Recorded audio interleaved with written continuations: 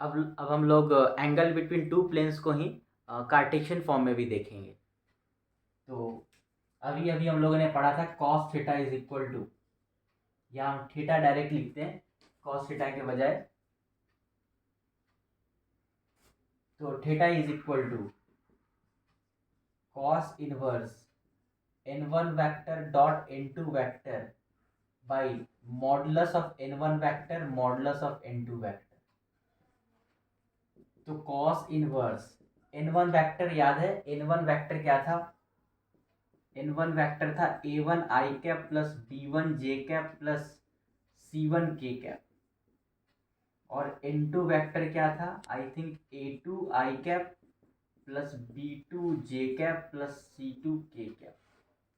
तो n1 vector dot n2 vector a1 b a1 a2 dot ऐसे निकालते हैं b1 b2 c1 c2 by modulus of n1 vector root under a1 square plus b1 square plus c1 square root under n2 का modulus a2 square plus b2 square plus c2 square. ये हमारा हो गया angle का formula. किस form में? Cartesian form में। ये कोई बहुत बड़ी चीज नहीं है ना, बहुत बड़ी चीज नहीं है। अगर वेक्टर फॉर्म में याद है तो कार्टेशियन फॉर्म में ऐसे ही निकल जाएगा। अब एक बचा हुआ था कंडीशन ऑफ पैरेललिज्म। तो अभी हम लोग देखते हैं कंडीशन ऑफ पैरेललिज्म। ये हमारा अगला नोट है। परपेंडिकुलरिटी के बाद ये हमारा अगला ये नोट था। तो condition of parallelism, condition of parallelism में क्या होगा कि दोनों प्लेन्स एक दूसरे के पैरेलल हो जाएंगे। ठीक है, दोनों प्लेन्स एक दूसरे के पैरेलल हो जाएंगे, क्योंकि उसी जब हमारा ये दोनों प्लेन एक दूसरे के परपेंडिकुलर होगा तभी, जब हमारा ये दोनों प्लेन एक दूसरे के पैरेलल होगा, उसी केस में दोनों के बीच का एंगल कितना डिग्री होगा? 0 डिग्री होगा। तो इसका मतलब इसको मैंने कहा था शायद पाई1 प्लेन, और इसको मैंने शायद कहा था पाई2 प्लेन। तो अगर पाई1 प्लेन पैरेलल है पाई2 प्लेन के, विच इंप्लाइज दैट कि थीटा कितना डिग्री है? 0 डिग्री है। और अगर थीटा 0 डिग्री है, इसका मतलब कि जो ये आपका जो n1 n2 वेक्टर था और ये n1 वेक्टर था, उस केस में n1 वेक्टर n2 वेक्टर भी एक दूसरे के पैरेलल हो जाएगा। तो हम कह सकते हैं विच इंप्लाइज दैट कि n1 वेक्टर जो होगा वो पैरेलल टू होगा n2 वेक्टर। आई मीन कि n1 vector and n2 vector both are collinear vector. और जब भी ये दोनों वेक्टर एक दूसरे के कोलिनियर होते हैं तो विच इंप्लाइज दैट हम लिख सकते हैं कि n1 वेक्टर पक्का लैम्डा टाइम्स होगा n2 वेक्टर के, क्योंकि दोनों वेक्टर अगर एक दूसरे के कोलिनियर वेक्टर हैं तो n1 को, मतलब पहले वाले वेक्टर को दूसरे वाले वेक्टर के लीनियर कॉम्बिनेशन में हम लिख सकते हैं n1 vector equal to lambda times n2 vector. n1 vector का मतलब क्या था? Which implies that n1 vector का मतलब था a1 i cap plus b1 j cap plus c1 k cap equal to lambda times, तो लैम्डा टाइम्स a2, तो हम डायरेक्ट मल्टीप्लाई करके लिखते हैं a2 lambda a2 i cap lambda b2 j cap lambda c2 k cap. अब देखो यहां से हम कह सकते हैं कि ये i कैप का कंपोनेंट यहाँ क्या है? a1, और यहाँ i कैप का कंपोनेंट कितना है? Lambda a2। इसका मतलब कि a1 बाई a2 पक्का लैम्डा के इक्वल होगा, क्योंकि a1 लैम्डा a2 के बराबर होगा। तो हम अगर a2 को नीचे भेज देंगे तो a1 बाई a2 लैम्डा के इक्वल होगा। ऐसे ही b1 बराबर है लैम्डा b2 के, तो हम लिख सकते हैं b1 बाई b2 भी लैम्डा के इक्वल होगा। और ऐसे c1 लैम्डा c2 के बराबर होगा, तो हम कह सकते हैं कि c1 बाई c2 भी लैम्डा के बराबर होगा। इसका मतलब ये हुआ कि अगर a1 a2 का रेशियो, b1 b2 का रेशियो और c1 c2 का रेशियो अगर बराबर है, तो हम कह सकते हैं कि ये दोनों जो प्लेन हैं एक दूसरे के क्या होगा? पैरेलल होगा। इससे हम ये भी समझ पाएंगे कि अगर दोनों प्लेन एक दूसरे के पैरेलल हैं तो दोनों का नॉर्मल सेम ही हो जाता है, प्रोपोर्शनल कहने का मतलब यही हुआ कि हम n1 को a2 में कन्वर्ट कर सकते हैं, n2 को हम n1 में कन्वर्ट कर सकते हैं। तो याद रखें कि जब भी दो प्लेन एक दूसरे के पैरेलल होगा उस केस में दोनों का नॉर्मल सेम ही हो जाएगा, आई मीन कोलिनियर हो जाएगा। अब इसके बाद हम लोग अपना नेक्स्ट हम पढ़ते हैं।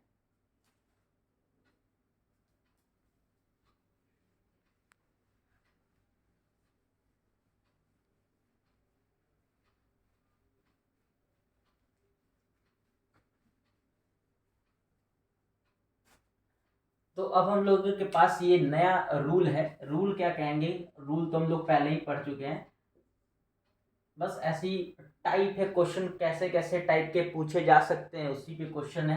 तो वेक्टर या लिख देते हैं टॉपिक की इक्वेशन हमें निकालना है एक प्लेन का, प्लेन ही का निकालेंगे जब प्लेन पढ़ रहे हैं। तो इक्वेशन ऑफ अ प्लेन किस कब निकालना है, जब ये पास कर रहा हो, passing through a given point, एक गिवन पॉइंट से, है ना, एक दिया हुआ पॉइंट होगा जिससे वो पास कर रहा हो, and perpendicular to two given planes.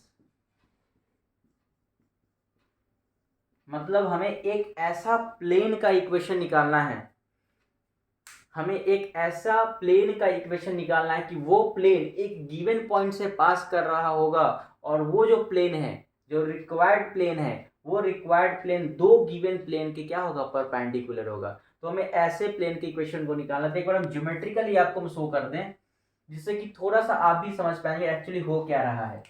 तो आप समझे, जैसे मान लो कि ये प्लेन है दिया हुआ, और ये प्लेन है, ये हमारा रिक्वायर्ड प्लेन है, इस प्लेन का इक्वेशन हमें निकालना है, ठीक है। ये रिक्वायर्ड प्लेन है, हमें इस प्लेन का इक्वेशन निकालना है, और ये कह रहा है रिक्वायर्ड प्लेन कि ये गिवन पॉइंट से पास कर रहा है। मान लो कि वो गिवन पॉइंट ए है और उस पॉइंट का पोजीशन वेक्टर मान लेते हैं ए वेक्टर है।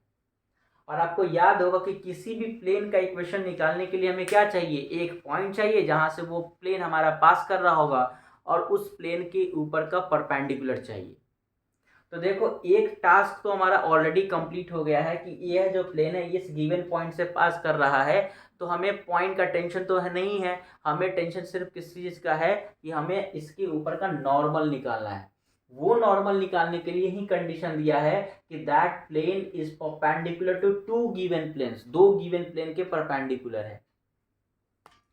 तो सपोज कर लेते हैं कि वो दो गिवन प्लेन कुछ ऐसे हो सकता है, मान लेते हैं कि ये प्लेन है ना, और ये जो प्लेन है, और ये जो प्लेन है, जो दो गिवन प्लेन्स है, ये इसके परपेंडिकुलर है। तो मान लो अगर तुम कि इसका नॉर्मल कुछ ऐसा होगा, मान लेते एन वेक्टर है, जो रिक्वायर्ड प्लेन है, इस रिक्वायर्ड प्लेन का नॉर्मल मान लेते एन वेक्टर है।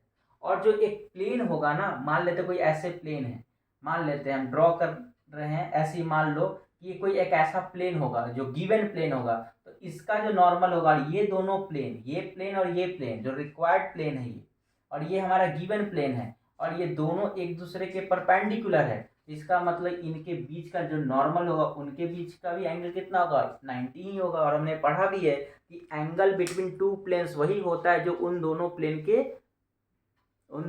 का जो नॉर्मल्स होता है उन नॉर्मल के बीच के एंगल के ही बराबर होता है। तो अगर angle between two planes 90 degree है, इसका मतलब कि उन दोनों प्लेन के बीच, जो उन दोनों प्लेन्स के नॉर्मल के बीच का एंगल होगा वो भी कितना डिग्री होगा, 90 डिग्री होगा। इसका मतलब ये भी 90 डिग्री पे है। तो एक तो हमारा ये प्लेन गिवन था, मान लेते हैं कि ये प्लेन P1 है, मान लेते हैं ये गिवन प्लेन है P1। ऐसे ही एक और प्लेन है, मान लेते हैं कि P2 प्लेन है ना, मान लेते हैं कोई और ऐसा कोई प्लेन होगा, कुछ मान लेते हैं, कैसा कुछ भी मान लेते हैं ना, मतलब कोई मान ले कुछ ऐसा करके कोई प्लेन है, ठीक है। ये हमारा कोई प्लेन है, ठीक है, प्लेन नहीं दिख रहा है ये, मान लो कि ये कोई प्लेन है। तो इसका भी जो नॉर्मल होगा, ये प्लेन जो है इस रिक्वायर्ड प्लेन के परपेंडिकुलर है। देखो ज्योमेट्रिकली नहीं दिख रहा है, ठीक है ना, नहीं तो हम बनाने लगे तो तुमको लगा कि ये प्लेन दोनों एक दूसरे के पैरेलल लगने लगेगा, ऐसा नहीं है, स्पेस में हम बात कर रहे हैं।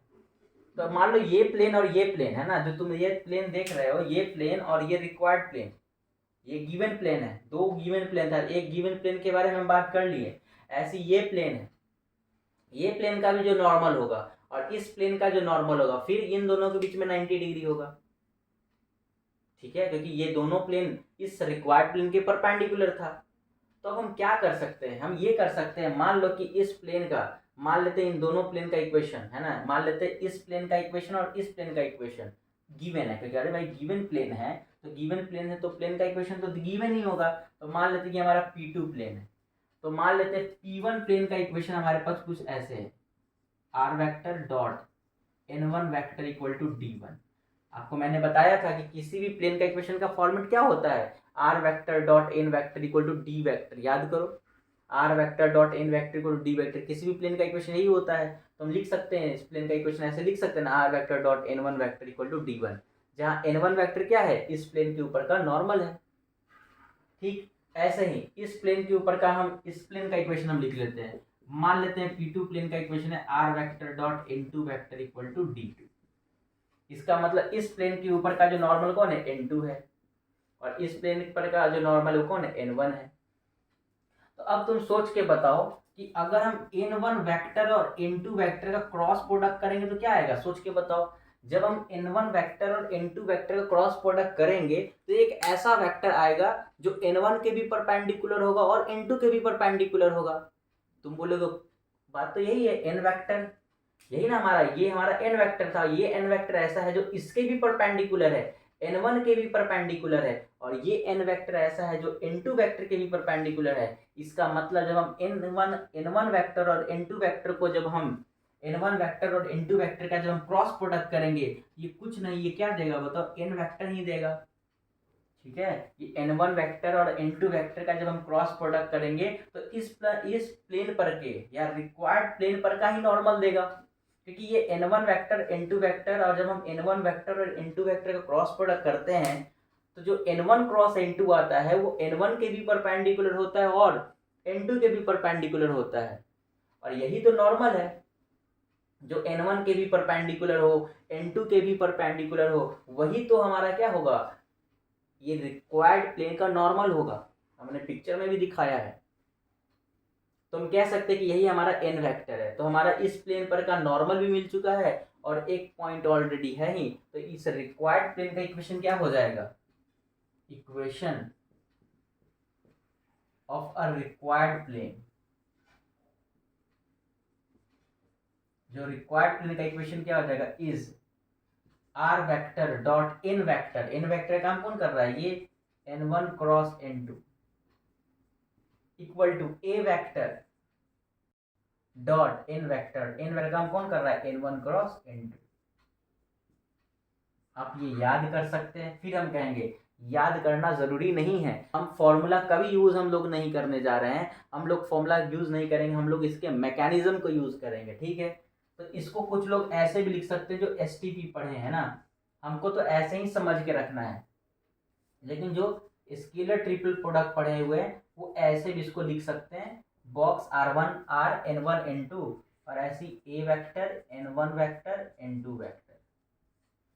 ठीक है, ऐसे भी लिखा जा सकता है, लिखने का तरीका है और कुछ नहीं है। ठीक है, और वीडियो आपको पसंद आ रहा है तो वीडियो को आप शेयर भी करेंगे है ना, और चैनल को सब्सक्राइब कर लेंगे है ना भाई, सब्सक्राइब करो है ना, क्योंकि आई थिंक 88% लोग केवल देख रहे हैं है ना और सब्सक्राइब नहीं कर रहे हैं। प्लीज़ सब्सक्राइब कीजिए।